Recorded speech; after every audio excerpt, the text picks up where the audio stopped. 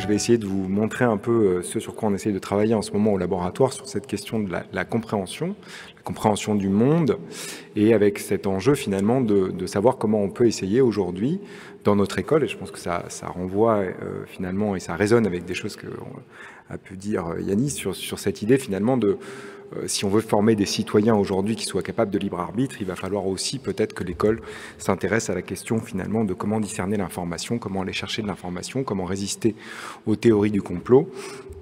Et donc c'est un peu l'enjeu de ce que je vais essayer de vous présenter aujourd'hui, avec peut-être une perspective un peu différente que celle qui a été la nôtre jusqu'à maintenant, en tout cas dans le domaine de l'éducation aux médias et à l'information. En gros, si vous regardez ce qui est fait aujourd'hui sur l'éducation aux médias et à l'information, c'est essentiellement, en tout cas jusque, on va dire, la première et la terminale, une entrée par le producteur de l'information. La question, c'est de savoir comment on produit une information, quelles sont les problématiques qui se posent quand on produit l'information, comment on va faire pour vérifier cette information, mais peu, voire pas du tout, la problématique du cerveau qui reçoit cette information. Alors que c'est absolument fondamental. C'est-à-dire qu'à un moment, il y a un cerveau qui va recevoir cette information, et ce cerveau, il va devoir se débrouiller finalement pour décider est-ce que cette information est vraie ou fausse, prendre un certain nombre d'informations. Donc on lui dit, bon écoutez, c'est pas très compliqué, vous vous intéressez à la source est fiable ou peu fiable, vous vous intéressez à l'auteur, vous vous intéressez au contenu sémantique, vous vous intéressez à tout ça, et vous devriez trouver finalement si l'information est vraie ou fausse. Bon. Déjà, c'est un peu compliqué parce que ça ne vous aura pas échappé que de temps en temps, même les grands médias diffusent des fausses informations.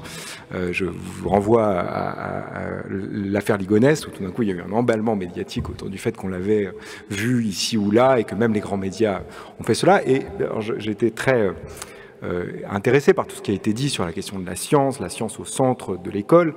Bon, alors déjà, c'est pas quand même toujours le cas. Il y a aussi dans l'école beaucoup d'opinions qui circulent. Et alors je suis très heureux d'entendre qu'on a une recherche très forte en sciences de l'éducation ou en éducation en France, mais par contre elle est très mal structurée.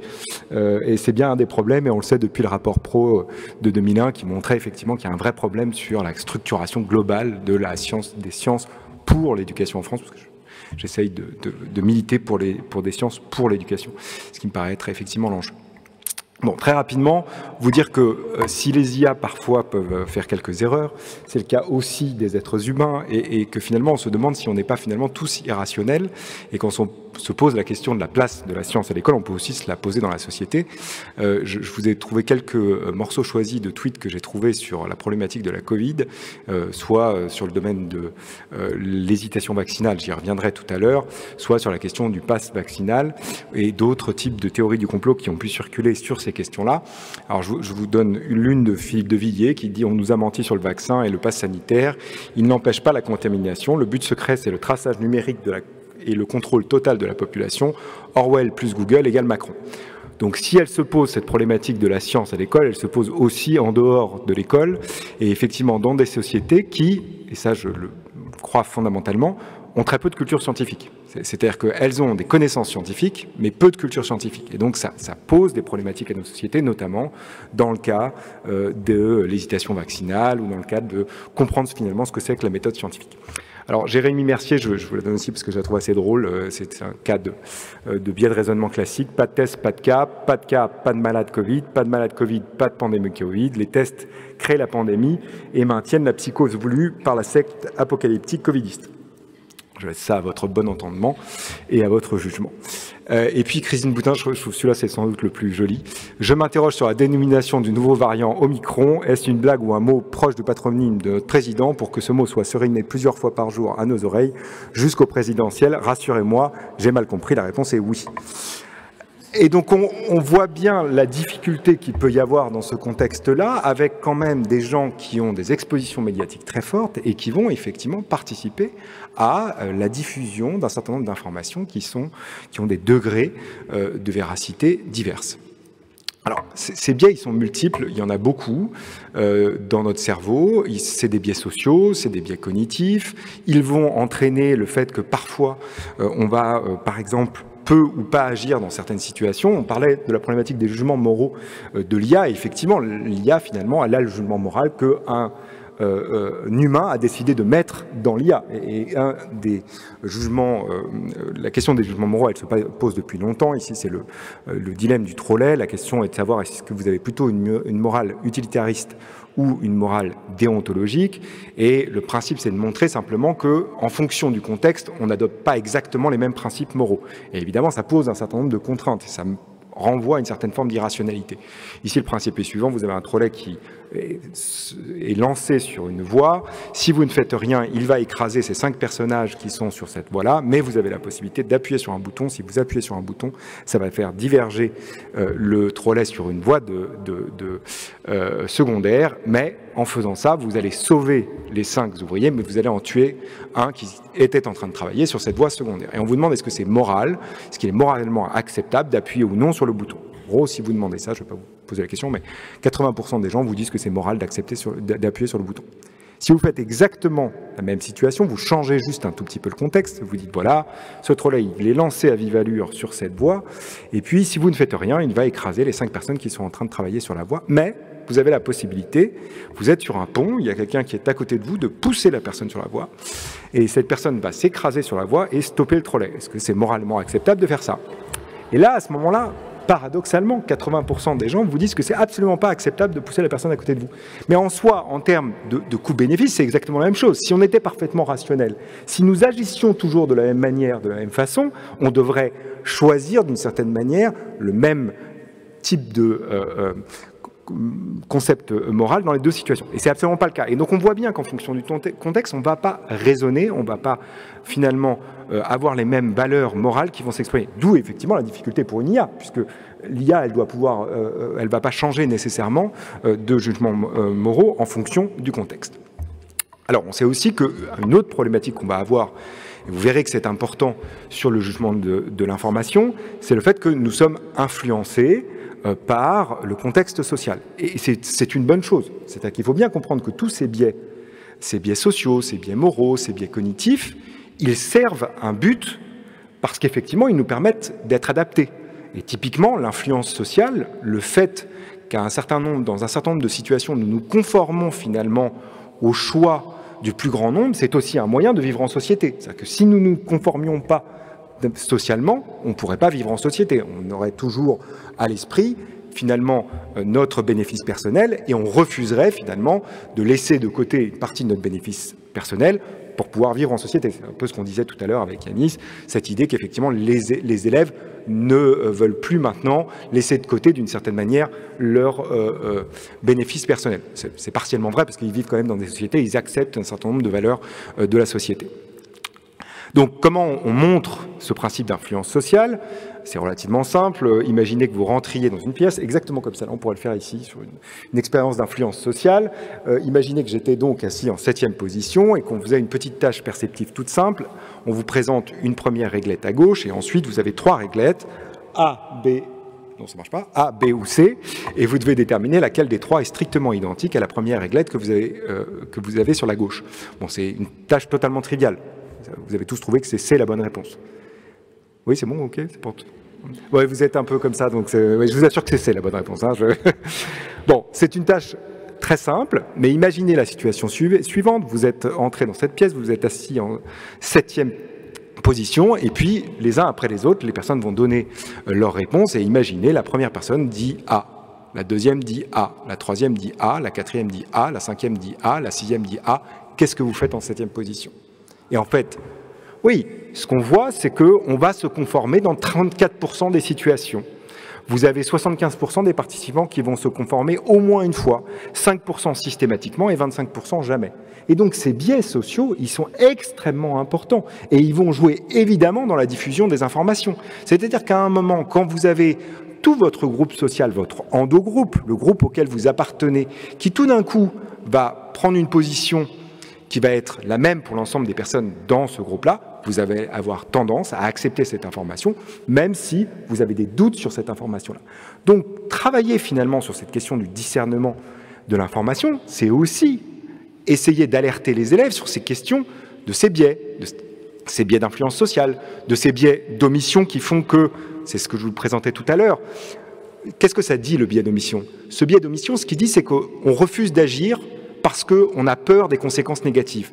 Pour nous, c'est beaucoup plus inacceptable moralement si nous avons agi et que nous avons une conséquence négative que si nous ne faisons rien. Et ça explique souvent l'immobilité de nos systèmes, l'immobilité de nos réactions dans un certain nombre de cas. Et c'est aussi là-dessus qu'il faut réussir à agir, parce que finalement, on laisse passer les fausses informations. On se dit, c'est pas bien grave, parce qu'on se dit que si tout d'un coup on prenait une position très forte sur un sujet, on pourrait avoir des conséquences négatives de fait de cette position-là, et que ça, c'est moralement inacceptable pour notre système cognitif et notre système émotionnel. Alors, c'est pas nouveau, hein, ces problématiques de rationalité. Je vous renvoie à la problématique des syllogismes.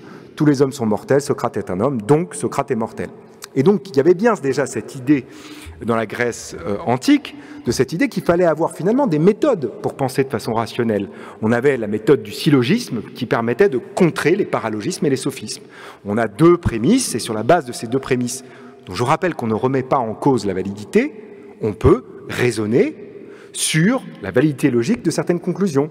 Si tous les hommes sont mortels et que Socrate est un homme, je peux en déduire que Socrate est mortel. Je vais essayer de vous faire un petit exercice. Vous allez très rapidement me dire si le prochain syllogisme est valide d'un point de vue logique ou non. D'accord? Petite tâche toute simple. Si je vous dis tous les mammifères peuvent marcher, les baleines sont des mammifères, donc les baleines peuvent marcher, valide ou non valide? Du point de vue de la logique. Qui est-ce qui pense que c'est valide? Levez la main si vous pensez que c'est valide. D'accord? Ah, vous ne savez pas. C'est parfaitement valide d'un point de vue de la logique interne du syllogisme. Je vous rappelle que dans un syllogisme, si vous voulez accéder à une certaine forme d'abstraction, il faut pouvoir raisonner dans des contextes qui ne sont pas forcément les contextes de la réalité. Je vous rappelle le très beau mot de Piaget là-dessus. L'abstraction réfléchissante, c'est précisément de comprendre à un moment de son développement que le réel n'est qu'un des cas des possibles. Et c'est ça le paradoxe, c'est qu'alors même que nous sommes au stade de l'abstraction réfléchissante selon Piaget, c'est encore très difficile pour nous de comprendre que le réel n'est qu'un des cas des possibles, et ça vient interférer justement avec vos compétences logiques. Et on voit bien là la difficulté, c'est-à-dire que vous êtes fondamentalement rationnel, et je pense qu'il faut continuer à avoir une présomption de rationalité chez l'être humain, mais pour autant, dans certains contextes, notre irrationalité peut s'exprimer. Ce qui veut dire que quand on juge de l'information, nous sommes aussi, dans un certain nombre de cas, sensibles à des fausses informations parce qu'elles vont venir en résonance avec un certain nombre de connaissances ou de croyances que nous avons sur le monde. Et c'est donc ça la difficulté aussi de l'exposition aux fausses informations et de la résistance finalement cognitive qu'il va falloir engager dans cette résistance aux informations, c'est de pouvoir à un moment comprendre que nous avons toutes et tous des biais et qu'en fait le véritable enjeu c'est pas d'éliminer ces biais parce qu'ils sont adaptatifs, mais c'est au contraire apprendre à les contrôler et y à résister. C'est ça aussi comprendre le monde, c'est comprendre finalement notre rapport et notre interaction entre notre système cognitif et notre système émotionnel et notre système de jugement des informations que nous devons traiter. Bon, je vous en donne une autre. Si je vous dis que dans une étude, 1000 participants ont été testés, parmi ces 1000 participants, il y en a 5 qui ont 16 ans et 995 qui ont 60 ans. On vous dit qu'Étienne joue à Fortnite 3 heures par jour, se connecte à Instagram et Snapchat plusieurs fois par jour et aime passer ses week-ends avec ses amis au centre commercial. Et si je vous demande qu'il est plus probable qu'Étienne ait 16 ans ou 60 ans, qui pense qu'il est plus probable qu'il ait 16 ans? Voilà, merci beaucoup. Biais de raisonnement. Je vous rappelle que je vous ai dit, dans une étude, 1000 participants ont été testés. Parmi ces 1000 participants, il y en a 5 qui ont 16 ans et 995 qui ont 60 ans. Donc quand je vous pose une question relative à la probabilité, la probabilité est plus forte que si vous prenez quelqu'un au hasard, indépendamment de la représentativité que vous avez de cet individu, il ait 60 ans. Mais c'est difficile, parce que nous sommes des raisonneurs bayésiens, nous avons des attentes finalement et des représentativités d'un certain nombre de caractéristiques des individus, et effectivement, en règle générale, dans nos sociétés, ceux qui passent beaucoup de temps sur Fortnite et sur Insta et Snapchat, c'est plutôt des individus de 16 ans. Pour autant, il se pourrait qu'il y ait des individus de 60 ans qui passent plusieurs jours par jour, plus de 3 heures par jour par Fortnite. En fait, il y en a beaucoup. Hein. L'âge moyen des joueurs, je vous rappelle, c'est 32 ans. Donc, en fait, il y en a pas mal. Bon, là, c'est 60 ans, mais c'est tout ça pour vous dire que on peut parfois être biaisé et négliger des informations.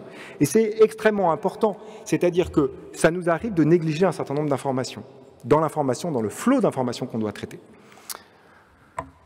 Alors j'en reviens, alors c'est parfait de commencer par Kahneman, cette idée du système 1, système 2. Donc finalement ce que dit Kahneman et ce que disent un certain nombre d'économistes, c'est que finalement nous ne sommes pas des agents économiques rationnels. Et que dans un certain nombre de cas, on va s'en remettre à des heuristiques de pensée, c'est-à-dire des raccourcis de notre pensée, mais parce que dans un monde dans lequel on a énormément d'informations, on ne peut pas être en permanence sur un système analytique et délibératif. On ne peut pas traiter toutes les informations pour prendre des décisions. Donc, notre cerveau construit, au cours du temps, un certain nombre d'automatismes de pensée, d'heuristiques, comme les appelait Kahneman, qui sont finalement des stratégies approximatives, rapides, peu coûteuses pour notre système cognitif, et il faut bien comprendre qu'ils marchent très bien. C'est-à-dire que ces heuristiques, elles fonctionnent très bien dans un certain nombre de contextes. Et c'est ce qui nous permet, dans un certain nombre de situations, de ne pas avoir à réfléchir avant de prendre des décisions. Vous imaginez, si chacune de nos décisions était basée sur une analyse extrêmement fine de l'ensemble des probabilités associées à nos choix, on ne pourrait pas s'en sortir dans notre vie quotidienne. Donc on a besoin d'avoir ces automatismes de pensée. Mais pour autant, ces automatismes de pensée, par moment, et c'est justement les problématiques des biais de raisonnement qu'on peut observer chez les individus, ils court-circuitent notre pensée analytique et délibérative. Et donc tout l'enjeu à des moments, c'est dans un certain nombre de contextes, de réengager sa pensée analytique et délibérative, parce que justement ces heuristiques, comme elles sont très peu coûteuses pour notre système cognitif, elles se surgénéralisent à un très grand nombre de situations, même dans des situations où elles ne sont pas pertinentes.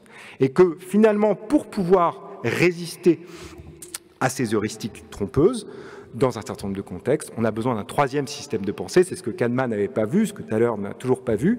C'est qu'effectivement, on a aussi besoin d'un système finalement d'apprentissage supervisé, c'est-à-dire d'un système 3, qui est notre système finalement qui va permettre de réengager notre rationalité, qui est un système qui va permettre au cas par cas, quand des erreurs se produisent, tout d'un coup, d'envoyer un énorme signal stop dans le cerveau pour pouvoir réengager sa pensée analytique et délibérative. Je vous rappelle que dans le cerveau, 50% de vos connexions, c'est ce que d'ailleurs modélise l'intelligence artificielle, 50% de vos connexions sont des connexions inhibitrices. C'est qu'elles permettent de stopper le signal. Donc on a besoin aussi, au niveau cognitif, dans un certain nombre de cas, de stopper le signal. Il faut stopper finalement cette stratégie, cette impulsivité cognitive pour réengager notre pensée analytique et délibérative. Et finalement, quand on s'intéresse à la problématique des fausses informations, pour le cerveau récepteur de cette information, ce dont on se rend compte, c'est que c'est probablement ici aussi qu'il faut réussir à jouer, c'est-à-dire d'enseigner cette capacité à ne pas sombrer dans nos impulsivités cognitives dans un monde où effectivement l'information va de plus en plus vite. Et effectivement, c'est ça qui a changé. C'est que notre information, on est exposé à beaucoup plus d'informations et ces informations sont véhiculées beaucoup plus rapidement. Et en plus, on a eu tendance à faire sauter toutes les couches intermédiaires entre le producteur de l'information et le récepteur de l'information. Alors, ces difficultés de raisonnement et cette difficulté finalement à gérer nos heuristiques cognitives, on peut le montrer dans un certain nombre de tâches de raisonnement, même relativement simples. Je vais vous demander de participer encore une fois un peu.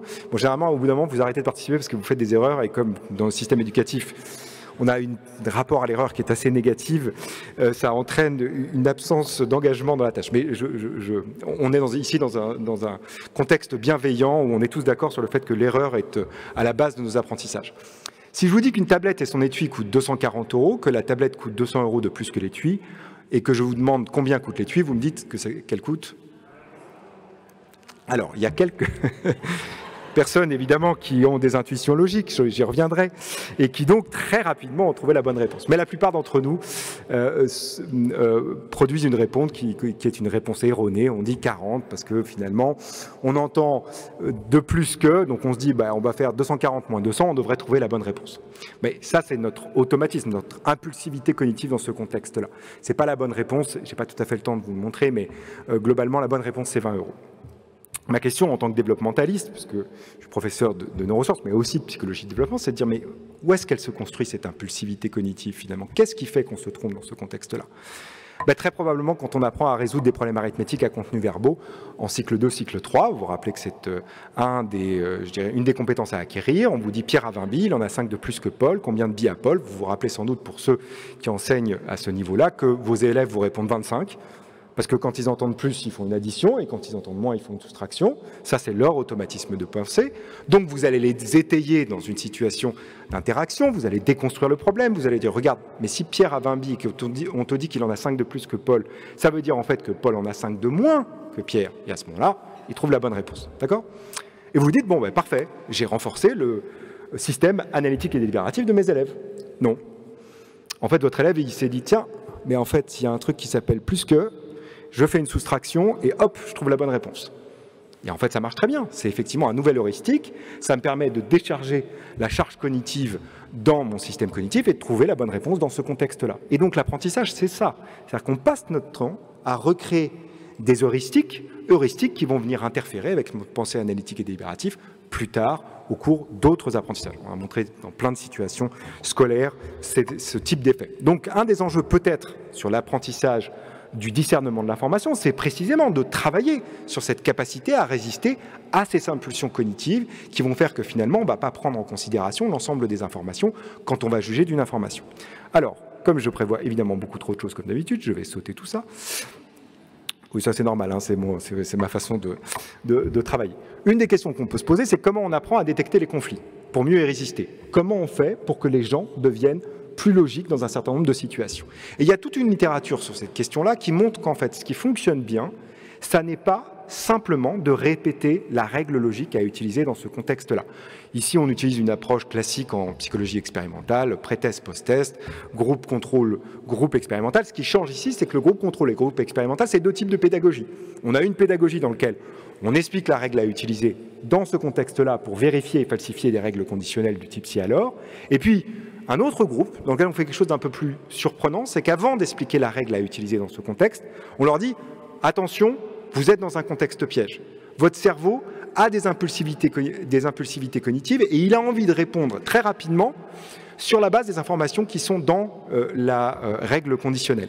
Mais ici, c'est votre automatisme de pensée, c'est ce qui fait que vous n'arrivez pas à réfléchir de façon logique dans ce contexte-là. Et donc, il faut apprendre à résister à cet automatisme et ensuite vous expliquer la règle. D'accord ? Donc en gros, dans les deux cas, vous expliquez la règle. Ce qui change, c'est une approche plus métacognitive dans un cas que dans l'autre.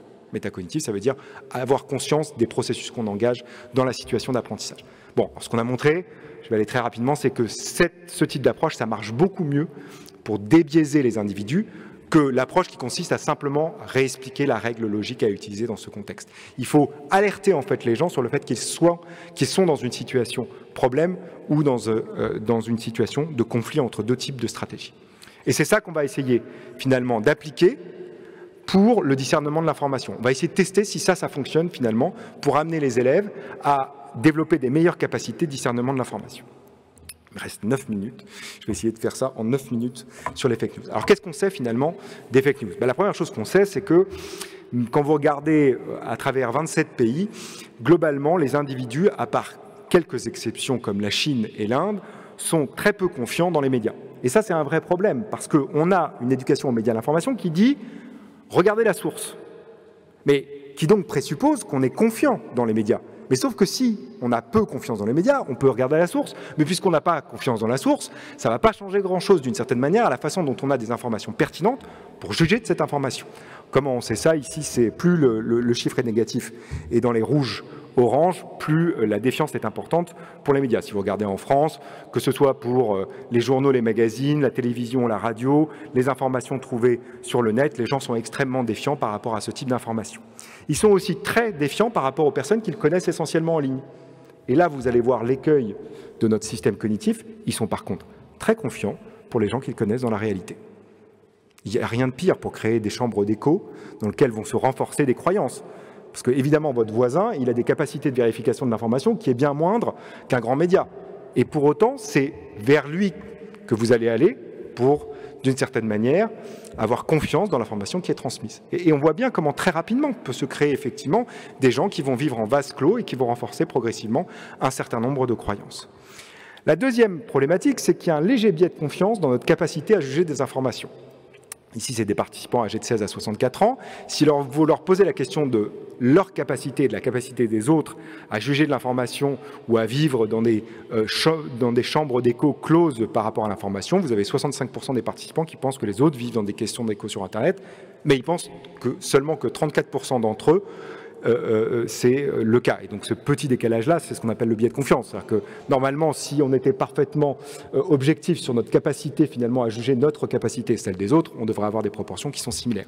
De la même manière, 63% des participants pensent qu'ils peuvent identifier des fake news, mais que seulement 41% pensent que c'est le cas pour les autres. Encore une fois, léger biais de confiance. 60% des participants pensent que les individus ne sont pas intéressés par les faits, mais par uniquement ce qu'ils ont envie de croire. Et enfin, 60% des participants pensent qu'ils comprennent mieux les réalités sociales que les autres.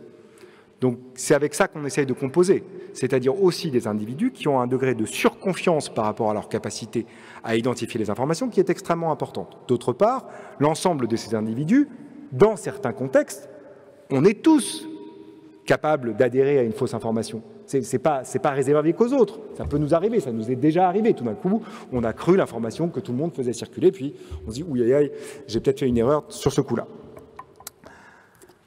Ce qu'on sait, globalement, pendant très longtemps, on a pensé qu'en gros, les gens étaient finalement polarisés sur un certain nombre de domaines, par exemple dans le domaine politique, et que ce qui se passait essentiellement, c'est qu'on avait un raisonnement motivé. C'est-à-dire que si je vous donne des informations qui sont concordantes avec votre opinion politique, par exemple, vous allez considérer que l'information est vraie. Vous allez raisonner sur cette information et considérer qu'elle est vraie. Et si c'est discordant par rapport à votre opinion, vous allez considérer que cette information, après raisonnement, elle est plutôt fausse.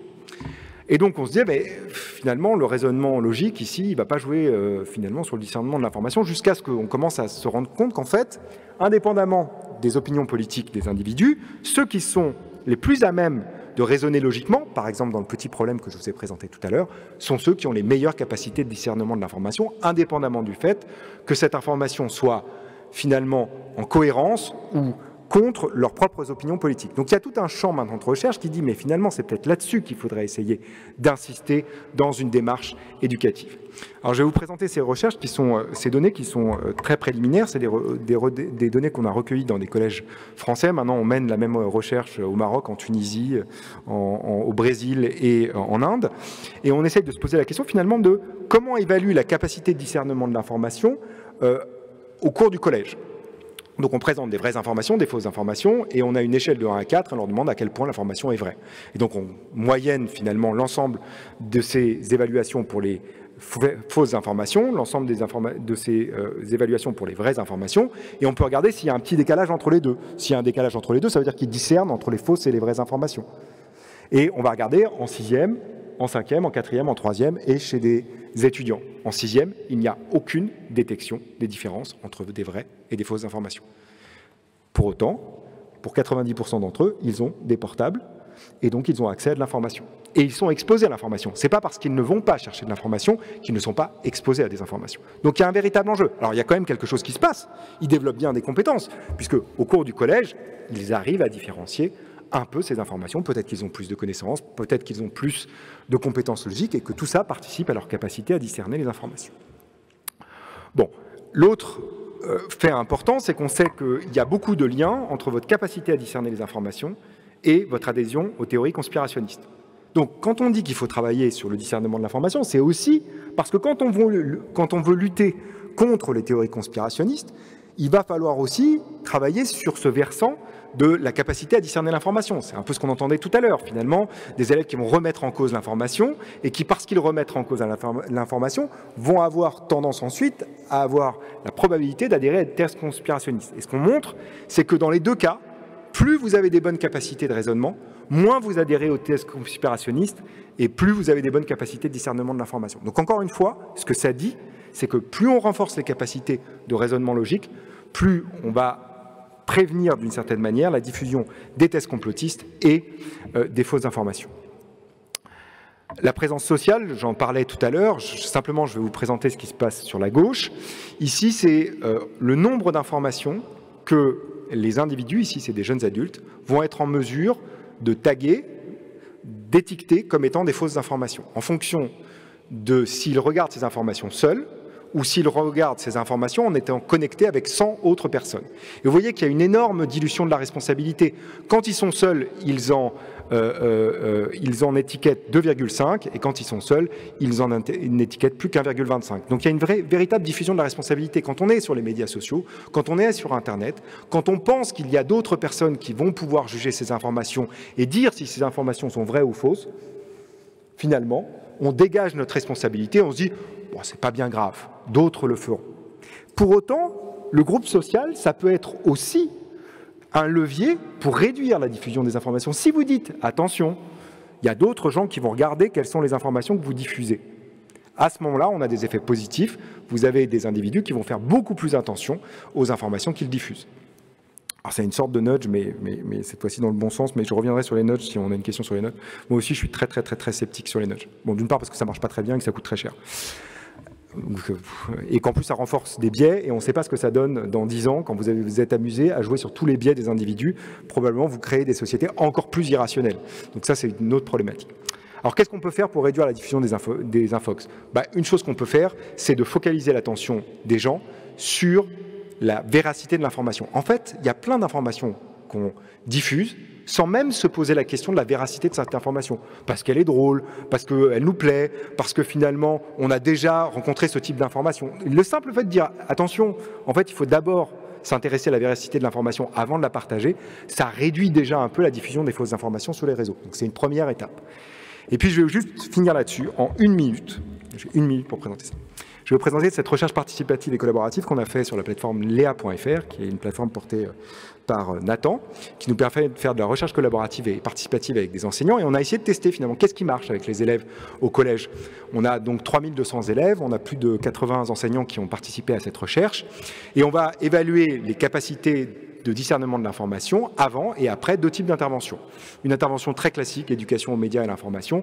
On a écrit toutes les séquences avec des enseignants. C'est aussi le jeu et le pari de cette recherche collaborative et participative.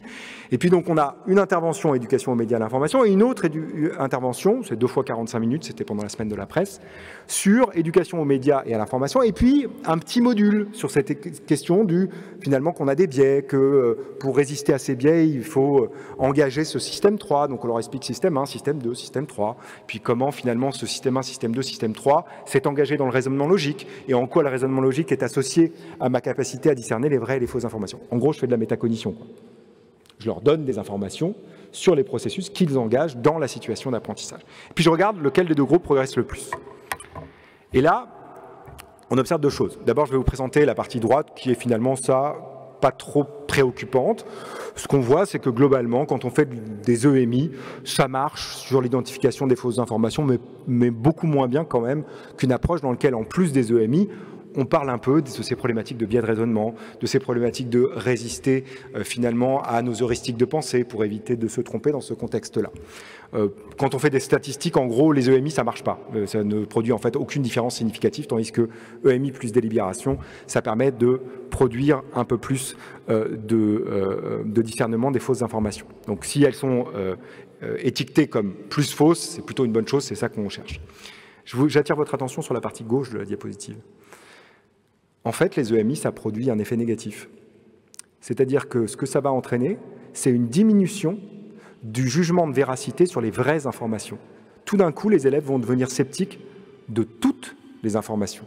Et quand vous savez que plus vous êtes sceptique des informations, plus vous allez avoir tendance à adhérer aux théories complotistes, on voit qu'on n'a peut-être pas forcément les bons leviers aujourd'hui dans notre système éducatif pour lutter sur la diffusion des fausses informations et sur la diffusion des thèses complotistes. Ça fonctionne plutôt mieux sur EMI plus délibération. Donc c'est un véritable enjeu aussi d'évaluer ce type de nouvelles finalement pédagogiques qu'on essaie de mettre en place, qui sont absolument critiques. C'est-à-dire que notre école du XXIe siècle, elle doit former aussi à ce jugement de l'information, mais il va falloir qu'on évalue et qu'on évalue finement les dispositifs qu'on utilise aujourd'hui parce qu'ils ne sont pas forcément les plus adaptés à améliorer les capacités de discernement de l'information des élèves. Voilà, et je vais m'arrêter là parce qu'en fait j'avais encore 50 slides, mais c'est normal, hein, c'est tout ce que je fais d'habitude. Hop, tout ça pour vous dire que je voulais juste revenir en arrière.